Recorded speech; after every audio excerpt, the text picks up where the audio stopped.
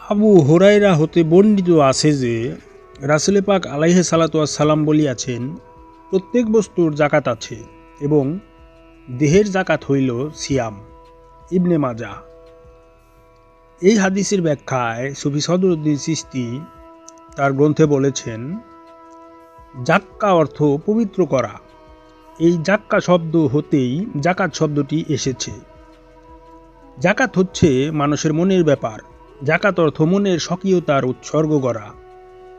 মনের উৎসর্গ দ্বারাই আল্লাহর সকল দানের ভোগসমূহ পবিত্র হয়ে থাকে।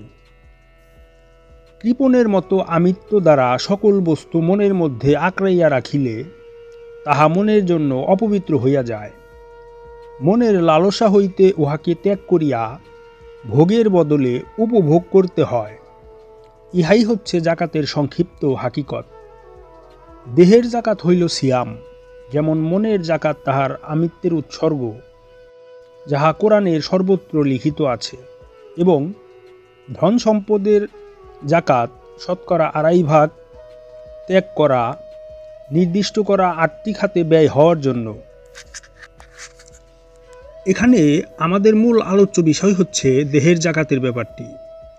দেহের কোনো ভোগই পবিত্র বলিয়া গণ্য হতে পারে না যদি না তার সিয়াম করা হয়, অর্থাৎ সিয়াম ব্যতীত দেহের সকল চাহিদাই অপবিত্র।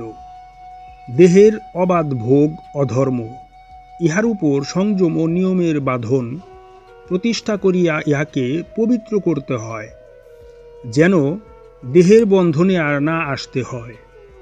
দেহের জাকাত হইল সিয়াম, অর্থাৎ দেহকেই চিরতরে বিসর্জন দেওয়া বা ত্যাগ করিয়া ফেলা। দেহ মানব জীবনের সকল শিরিকের ভাণ্ডার। বিগত সকল জীবনের বিষয়বস্তুর চাহিদাসমূহের ফলশ্রুতি হইল এই দেহ। তাই দেহকে চিরতরে ত্যাগ করিবার সাধনার অপর নামই হচ্ছে সিয়াম। সিয়াম অর্থই হচ্ছে বিসর্জন, ত্যাগ বা পরিহার।